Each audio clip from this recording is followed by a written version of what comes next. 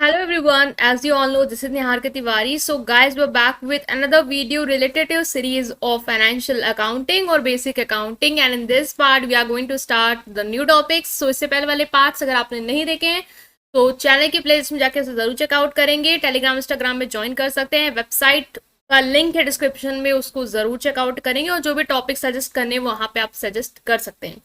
Right, सो हम इस video को स्टार्ट करें। So without any further delay let's start this video. So now guys, in this video we are going to start with this topic, that is journal entries, rules of debit and credit। ठीक है, इससे पहले हमने accounting equations जो है उसके numericals के साथ प्रैक्टिस की थी।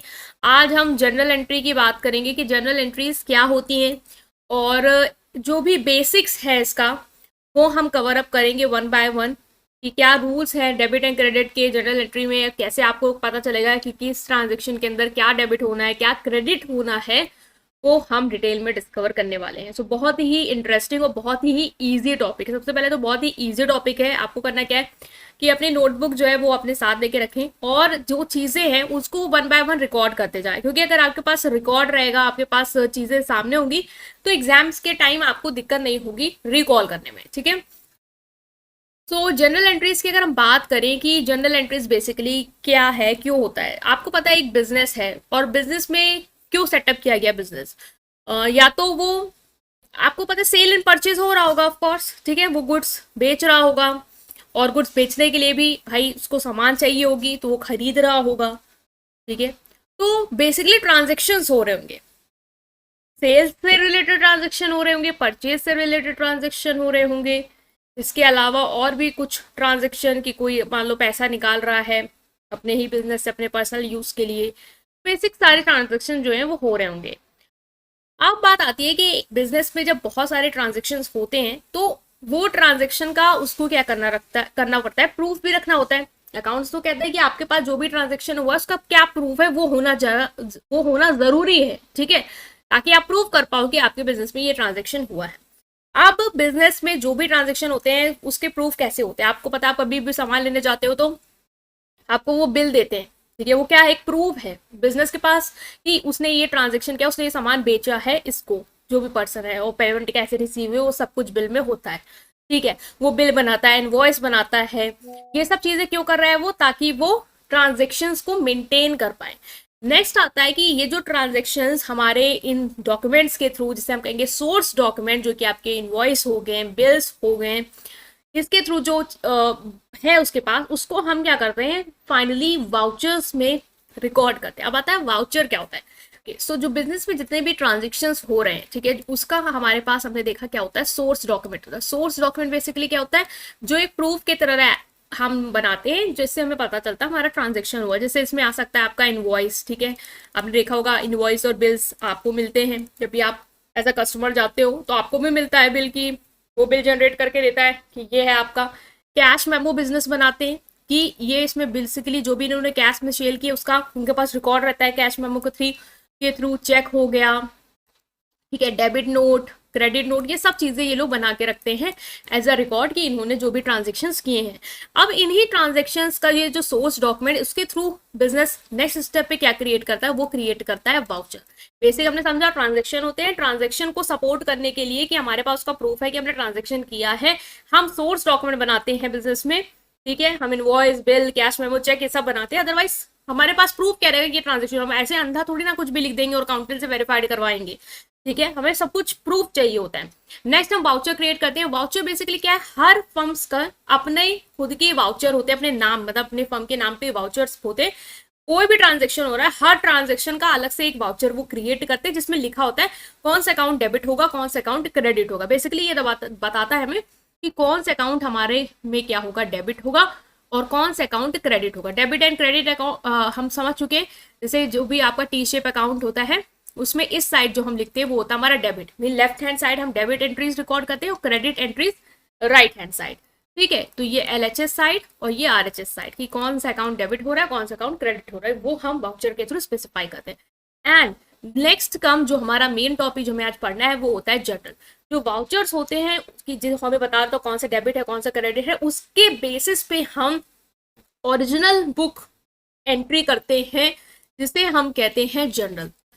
फाइनली हम फेयर जो एंट्रीज करते हैं अपने बिजनेस में, ठीक है, वाउचर्स के बेसिस पे, वो होती हैं हमारी जर्नल एंट्रीज, और उसे हम कहेंगे जर्नल, उस बुक को हम कहेंगे जर्नल। नेक्स्ट आता है कि फॉर्मेट क्या होगा आपका जर्नल का।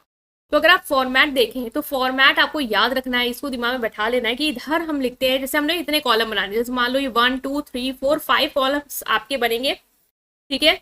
डेट पहले में क्या होगी, डेट होती है, दूसरे में पर्टिकुलर मीन जो भी ट्रांजेक्शन है उसकी आप यहाँ पे बेसिकली डेबिट क्रेडिट वाली चीज एंट्री वाली करोगे। ये होता है लेजर फोलियो, मीन्स जब आप जनरल से लेजर बनाते हो तो ये चीज उसके लिए होती है कि आप एंट्री का लेजर फोलियो लिख सकते हो, एंड लेजर में आप उसके थ्रू वो पास करोगे, वो हम बाद में देखेंगे, बट ये याद रखो लेजर फोलियो हम लिखते हैं। नेक्स्ट होता है अकाउंट, जो भी डेबिट हुआ, कितने रुपीज से डेबिट हुआ वो, और अमाउंट कितना क्रेडिट हुआ, कितने रुपीज से हुआ है वो, ठीक है। तो फॉर्मेट याद रखना, date, particular, ledger folio, amount debited, amount credited. Next आपको याद रखना है कि approaches to learn journal entries, हम जनरल एंट्रीज को कैसे लर्न करेंगे। मीन्स हमें ये तो पता है फॉर्मेट ये है, अब हम कैसे, डेबिट क्या होगा, क्रेडिट क्या होगा, वो हमें कैसे पता चलेगा, ठीक है। उसके लिए हमें सबसे पहले समझने की जरूरत है कि अकाउंट्स कितने टाइप्स के हैं, क्लासिफिकेशन ऑफ अकाउंट्स, ठीक है, क्योंकि हम अकाउंट्स को ही तो डेबिट और क्रेडिट कर रहे होंगे, सेल्स अकाउंट, परचेस अकाउंट, इसी को तो हम, इसी के ही अमाउंट को तो डेबिट क्रेडिट कर रहे होंगे, तो हमें समझना होगा कि अकाउंट क्या है, रियल अकाउंट, नॉमिनल अकाउंट और personal account, means personal account और नॉमिनल अकाउंट, ठीक है। तीन तरीके के अकाउंट होते हैं जो आपको याद रखना है, RPN, that is real, personal and nominal. Real account कौन से होते हैं, ये अकाउंट वो चीज इंक्लूड करते हैं जिनकी वैल्यू आप मेजर्ड कर सकते हैं मनी के टर्म में, and which are properties of business. Means real account में वो सारी चीजें आएंगी जो एक बिजनेस की प्रॉपर्टीज होती हैं बिजनेस का, चाहे वो कैश हो, लैंड हो, बिल्डिंग हो, फर्नीचर हो, machine, goodwill, stock, patent, trademark, copyright, ये सब क्या है, एक बिजनेस की प्रॉपर्टी है। तो ये इनको हम एक अकाउंट का नाम देते हैं, वो होता है रियल अकाउंट, ठीक है। नेक्स्ट होती है personal account. Personal account basically वो सारी चीजें इंक्लूड करता है जो हमारे किसी पर्सन से रिलेटेड होगा, like natural personal account means किसी पर्सन, ह्यूमन बीइंग का अकाउंट, लाइक मोहन का अकाउंट, सोहन का अकाउंट, ये पर्सनल अकाउंट का है। आर्टिफिशियल पर्सनल अकाउंट मतलब कि किसी पर्सन का नहीं, जीते जाते लोग का नहीं, बल्कि नॉन लिविंग थिंग्स का, लाइक फर्म का अकाउंट, किसी लिमिटेड पब्लिक कंपनी का अकाउंट, बैंक अकाउंट, किसी इंस्टीट्यूशन का अकाउंट। ये representative personal account mean salary outstanding account, जैसे सैलरी आउटस्टैंडिंग है उसका भी अकाउंट होगा, उसको हम पर्सनल अकाउंट में ही कंसिडर करेंगे, वो भी कौन सा, representative personal account. Prepaid insurance, accrued interest, unearned income, ये वाला ना आपके एग्जाम में ऐसे आता है क्वेश्चन, मान लो अगर आपका एमसीक्यू है तो वो पूछ लेगा कि सैलरी आउटस्टैंडिंग अकाउंट किस में जाएगा, रियल, नॉमिनल या पर्सनल, या नन ऑफ दीज, ऐसे पूछ सकता है।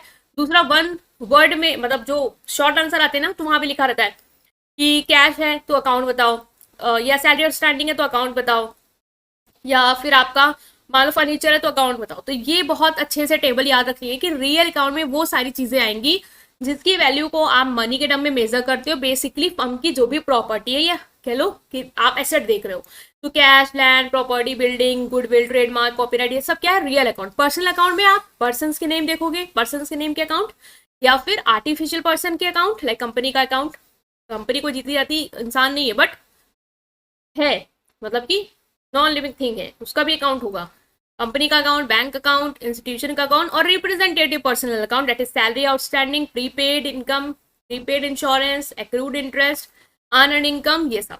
नेक्स्ट आता है नॉमिनल अकाउंट। नॉमिनल अकाउंट में आपके वो अकाउंट बनते हैं जो एक्सपेंस और इनकम के होते हैं, लाइक सैलरी, सैलरी आपका क्या है, सैलरी पेड आपका एक्सपेंस है, ठीक है, जो आपने पे किया है, इसका जो अकाउंट है, ये सब जो चीजें आएंगी वो सब नॉमिनल अकाउंट के अंदर आएंगी। मीन जो भी आपके खर्चे होंगे, जो भी आपकी इनकम होगी, वो सब नॉमिनल अकाउंट के तहत बनेंगे उनके account. Salary paid, rent paid, discount allowed, डेब्ट, bad debt, commission receive, interest receive, discount receive, ये आप याद रखना। सैलरी पेड नॉमिनल में जाएगा, लेकिन सैलरी आउटस्टैंडिंग पर्सनल अकाउंट में जाएगा। तो ये आपको याद रखनी है, टेबल बहुत इंपॉर्टेंट, इसका स्क्रीनशॉट ले लेंगे और हो सकेगा तो उसको दिन में 4 बार देखते रहेंगे, जिससे आपको चीजें जो है वो दिमाग में बैठ जाएंगी, ठीक है। याद करने का यही एक तरीका है, बाकी नेम से रिलेट करके आपको क्लिक कर जाएगा।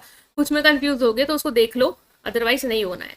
नेक्स्ट आता है इन्हीं जो रियल अकाउंट है, नॉमिनल अकाउंट है, पर्सनल अकाउंट है ना, इन अकाउंट को हमने पढ़ा क्यों? क्योंकि इनसे ही हमारे रूल्स बनते हैं जो हमें बताते हैं कि हमें जनरल एंट्रीज करते समय क्या चीज डेबिट करनी होगी, क्या चीज क्रेडिट करनी होगी।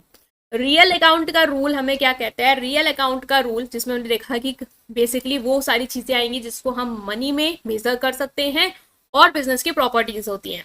तो रियल अकाउंट का रूल कहता है कि debit what comes in and credit what goes out. Means जो आपके पास बिजनेस में आ रहा है उसको क्या करो? डेबिट करो, और जो आपके पास से जा रहा है उसको क्या करो? क्रेडिट करो। क्योंकि जनरल एंट्री में मेन मुद्दा ये है कि डेबिट क्रेडिट करना क्या है।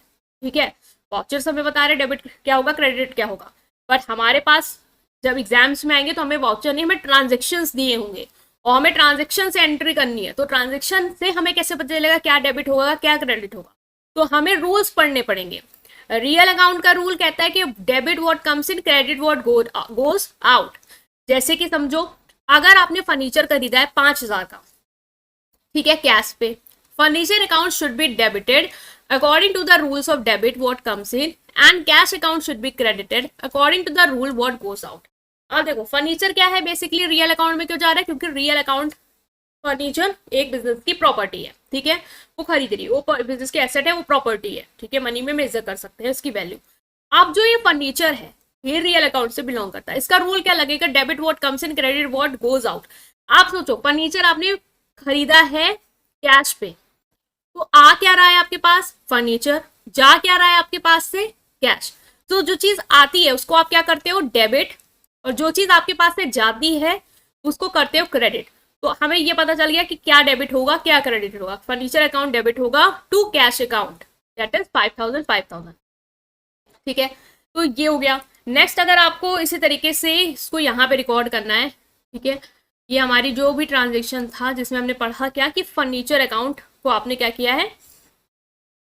परचेज किया है, ठीक है, फर्नीचर परचेज किया है फॉर कैश। मान लो हम यहाँ पे लेते हैं मशीनरी, ठीक है, मशीनरी आपने परचेज की है फॉर कैश। तो अब हम इसे कैसे एंट्री करेंगे? देखो मशीनरी क्या है? एक बिजनेस की प्रॉपर्टी है, तो मशीनरी परचेज की है। रूल क्या लग रहा है? Debit what comes in, credit what goes out. Machinery purchase की मीन मशीनरी आएगी, तो मशीनरी अकाउंट क्या होगा? मशीनरी अकाउंट आपका क्या होगा? डेबिट होगा। तो हम क्या करेंगे? लिखेंगे मशीनरी अकाउंट डेबिटेड। और जो क्रेडिट वाली चीज़ है वहाँ पे क्रेडिट लिखने की जरूरत नहीं होती, जहां आप टू लगा देते हो जिसका मतलब ये कि एक अकाउंट डेबिट होगा तो दूसरा क्रेडिट होगा। टू कैश अकाउंट, क्योंकि कैश पे खरीदी है तो कैश अकाउंट क्या होगा आपका? क्रेडिट होगा। तो हमने यहाँ पे लिख देना है अमाउंट। मान लो कितने की परचेज की है मशीनरी? 20,000 की, ठीक है, तो 20,000 रुपये हम लिखेंगे अपना डेबिट साइड में और 20,000 रुपये हम लिखेंगे अपना क्रेडिट साइड में, ये ऊपर ये थोड़ा नीचे, ठीक है। तो ये हो गई हमारी एंट्री जो हमें बता रही है कि मशीनरी परचेज की है हमने कैश पे। नेक्स्ट अगर आपको इसी तरीके से लिखा हो कि परचेस्ड लैंड अगर आपने परचेज किया है फॉर ₹1,00,000, तो आप ये एंट्री आप अपने कॉपी में पहले बनाए वीडियो को रोक के, और उसके बाद आप इसको रीचेक करेंगे, ठीक है। आई होप अब आपने लिख लिया होगा। हम बता रहे हैं परचेज किया है लैंड फॉर रुपीज इतना, तो लैंड को हमने परचेज किया है, ठीक है, कैश पे पेमेंट किया, फॉर कैश लिख देना रुपीज इतना।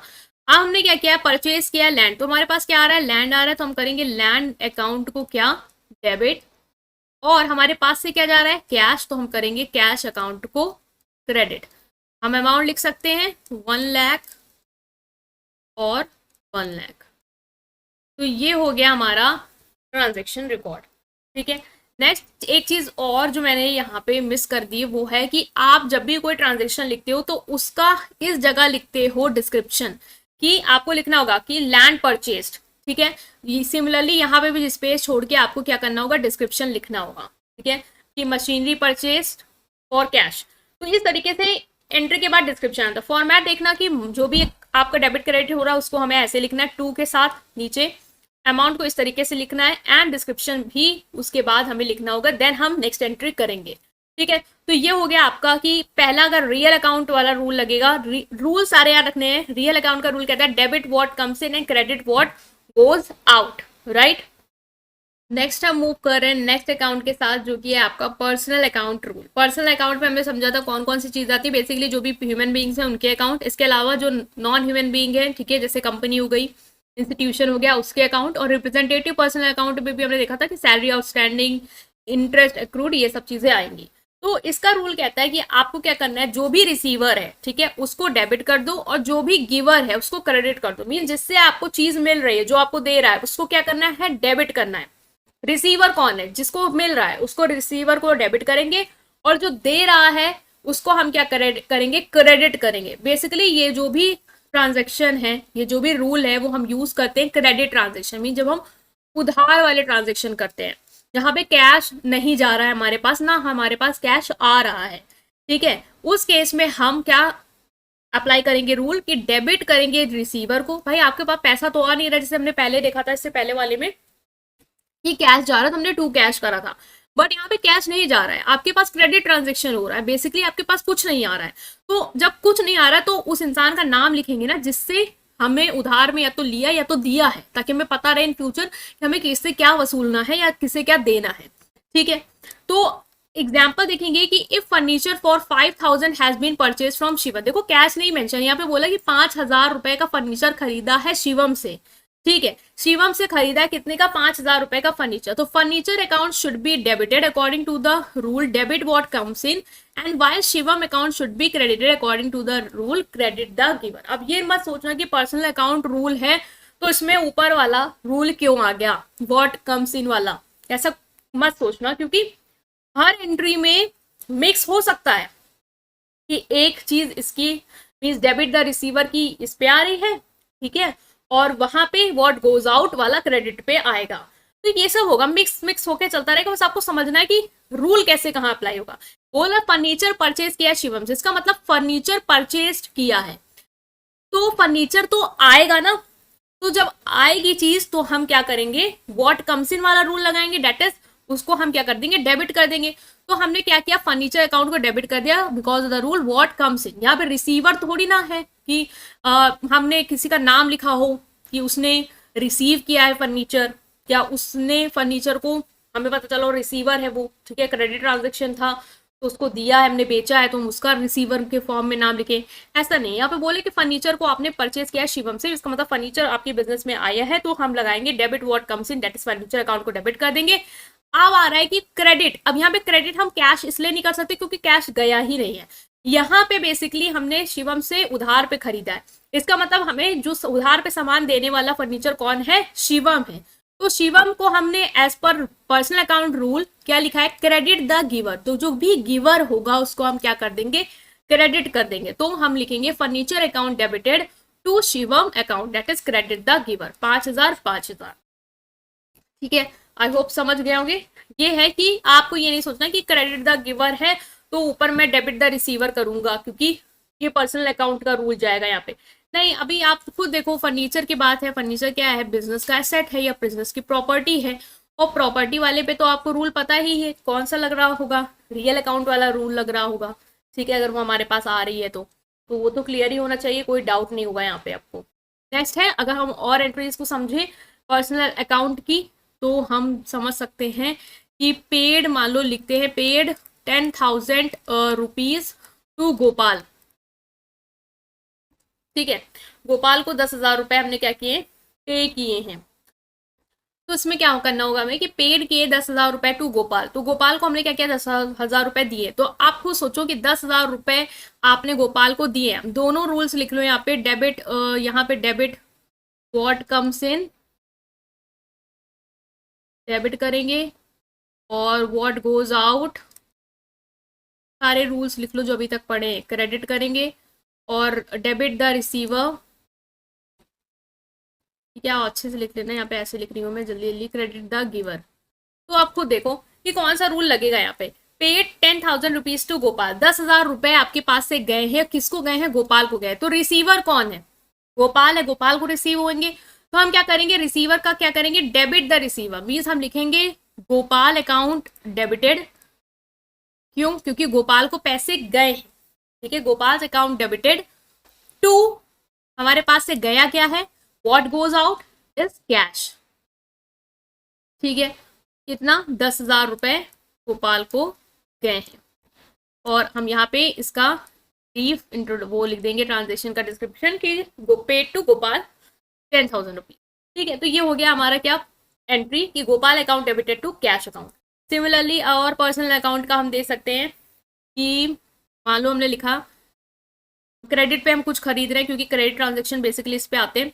हमने लिखा कि परचेज बिल्डिंग फ्रॉम सुरेश। हम कैश का जिक्र नहीं कर रहे हैं, इसका मतलब कि क्रेडिट ट्रांजेक्शन है और 5 लाख। ठीक है, 5 लाख में हमने क्या किया, बिल्डिंग परचेज की है सुरेश से। इसकी एंट्री क्या होगी, आप अपने कॉपी में रिकॉर्ड करिए, वीडियो को पॉज करके सोचिए। अगर मैं आपको बताऊं कि बिल्डिंग परचेज की है तो कौन सा रूल लग रहा है, what comes in what goes out, receiver giver. Building purchase की है, बिल्डिंग बेसिकली क्या है, हमारा एसेट है, हमारी प्रॉपर्टी है बिजनेस की, और प्रॉपर्टी किसके रूल में जाएगी, आपके रियल अकाउंट में जाएगी। मतलब कि आपने परचेज किया तो आपके पास आया होगा, तो व्हाट कम्स इनको हम क्या करते हैं, डेबिट करते हैं। क्या आया है, बिल्डिंग, तो बिल्डिंग अकाउंट को हमने क्या किया, बिल्डिंग अकाउंट को हमने किया डेबिट। नेक्स्ट है कि फ्रॉम सुरेश, सुरेश से कैश का जिक्र, इसका मतलब समझ आना क्रेडिट ट्रांजेक्शन। क्रेडिट ट्रांजेक्शन की बेसिकली रिकॉर्डिंग एंट्री हम करते हैं पर्सनल अकाउंट के तहत, क्योंकि हम पर्सन का नाम लिखेंगे। तो 2 हो जाएगा, ये बिल्डिंग परचेज के देने वाला कौन है, इस बिल्डिंग को हमें उधार पे, सुरेश। तो जो भी गिवर होता है उसको हम क्या करते हैं, क्रेडिट। तो क्रेडिट द गिवर, गिवर कौन है, सुरेश, टू सुरेश अकाउंट। ठीक है, कितने का हो गया, 5 लाख की, तो हमने इसको रिकॉर्ड कर दिया 5 लाख या 5 लाख। ठीक है, जो अमाउंट डेबिट हो गया, जो अमाउंट क्रेडिट हो गया, और यहाँ पे हम इसका डिस्क्रिप्शन लिख देंगे कि परचेज बिल्डिंग फ्रॉम सुरेश। तो ये हो गया हमारा फॉर्मेट जो हमें बताएगा कि अगर पर्सनल अकाउंट की एंट्री आएगी तो बस ये मत सोचना कि रिसीवर को ढूंढे हम डेबिट करें और जो गिवर उसको क्रेडिट करें। नहीं, आपको ट्रांजेक्शन समझना है, फिर समझना होगा कि कौन सा डेबिट वाला रूल दोनों अकाउंट में से लग रहा है और कौन सा क्रेडिट वाला रूल दोनों अकाउंट में से लग रहा है इस पर्टिकुलर ट्रांजेक्शन में। ठीक है, नेक्स्ट हम एक और पढ़ेंगे रूल जो होगा नॉमिनल अकाउंट का रूल। नॉमिनल अकाउंट में हमने देखा था सारे एक्सपेंस, सारे लॉसेस और इनकम गेन्स आते हैं। तो जो भी एक्सपेंस लॉस है उसको आपको क्या करना है, डेबिट करना है इसके रूल के अकॉर्डिंग, और जो भी इनकम गेन्स है उसको आपको क्या करना है, क्रेडिट करना है। तो ये 3 रूल याद रखना। तो इन 3 रूल के बेसिस पे हम फर्दर सारी एंट्रीज करने वाले हैं। तो ये इसमें क्या है कि debit all the expense and loss and credit all the incomes and gain. जैसे कि आपने सैलरी पेड की है, सैलरी आपका एक्सपेंस है, सैलरी पेड की है 1000 की, तो सैलरी पे की है, सैलरी एक्सपेंस है, तो हमने क्या समझा यहाँ पे, डेबिट ऑल एक्सपेंस। तो सैलरी अकाउंट को क्या कर देंगे, डेबिट कर देंगे, क्योंकि वो हमारा खर्चा है। पेड कर दिए मतलब कि पैसा हमारे पास से गया होगा। ठीक है, किसको गया होगा, ऐसा तो यानी कि लिखा हो क्रेडिट पे पैसा गया हो। ठीक है, पैसा पे किया है, पैसा गया है, एग्जैक्टली नाम तो नहीं लिखा किसी पर्सन का, तो हम नॉमिनल पर्सन वाला तो लगाएंगे नहीं रूल। यहाँ पे कैश गया है, इसका मतलब कैश अकाउंट आपका क्रेडिट हो जाएगा because of the rule credit what goes out. तो salary account debited because of the rule of debit all expense, and to cash credit what goes out 1000। Similarly आप इस तरीके से और ट्रांजेक्शन रिकॉर्ड कर सकते हैं। लाइक हम मान के चलते हैं, हम ये वाला ट्रांजेक्शन रिकॉर्ड करेंगे कि रेंट पेड फॉर रुपीज। ठीक है, अभी दोनों तरीके से करेंगे, फॉर रुपीज 5000 का रेंट पेड किया है। अब देखो रेंट क्या है, हमारा एक्सपेंस है, तो हम क्या करेंगे, एज पर हमारा नॉमिनल अकाउंट जो भी एक्सपेंस होते हैं उनको हम क्या करते हैं, डेबिट करते हैं। तो रेंट अकाउंट को हमने क्या किया, डेबिट कर दिया।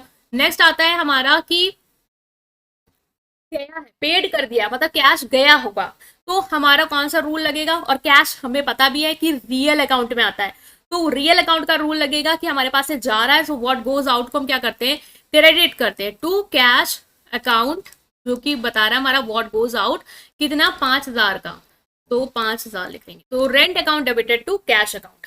ठीक है, नेक्स्ट आता है आपका, अगर आप इसका डिस्क्रिप्शन पहले लिख देना, ठीक है, फिर क्लोज करना एंट्री, पूरा ट्रांजैक्शन तब रिकॉर्ड होगा। नेक्स्ट हम करने वाले हैं दूसरा कि मान लो कमीशन रिसीव्ड वाला कर लेते हैं। ठीक है, कमीशन रिसीव्ड फॉर ₹1000, आपको कमीशन रिसीव्ड हुई है। हमें पता है कि जो भी हमारी इनकम्स और गेन होते हैं, कमीशन आपका इनकम और गेन में आएगा, तो इनकम और गेन को हम क्या करते हैं, क्रेडिट करते हैं। रिसीव्ड हुई है फॉर ₹1000, इसका मतलब जो भी कमीशन है वो कैश के फॉर्म में आई है, और कैश के फॉर्म में हमारे पास आई है, व्हाट कम्स इन, तो वाला रूल लगेगा। तो हम क्या करेंगे, कैश अकाउंट डेबिटेड करेंगे, क्योंकि कैश आया कमीशन के फॉर्म में, cash account debited to commission account. Commission account क्यों क्रेडिट हो रहा है? Because of income and gain वाला रूल लग रहा है कि जो भी इनकम गेन होंगे वो हमारे क्रेडिट होंगे। तो cash account debited to commission account जो कि हो गया 1000 और यहाँ पे हमने लिख देना इसका डिस्क्रिप्शन जो भी है, ठीक है। तो गाइज यहाँ पे हमने बहुत सारी एंट्रीज जो है वो हर रूल्स के अकॉर्डिंग हमने कवर अप करी हैं। आई होप आप समझ पाए हैं फॉर्मेट को। बेसिकली सारे रूल्स आपको याद होने चाहिए, 6 के 6 रूल्स जो है वो आप याद कर लो सही से। कि पहला है debit what comes in, credit what goes out, debit the receiver, credit the giver, और लास्ट की जो भी आपके एक्सपेंस और लॉस है उनको डेबिट करो, जो भी आपकी इनकम से गेन है उनको क्रेडिट करो। पहले ये रूल्स याद कर लो। ये रूल्स 6 के 6 हर ट्रांजेक्शन को स्टडी करते वक्त हम देखेंगे कि कौन सा रूल कहाँ पे अप्लाई कर रहे हैं, एंड देन हम फाइनल अपनी जनरल एंट्रीज करेंगे।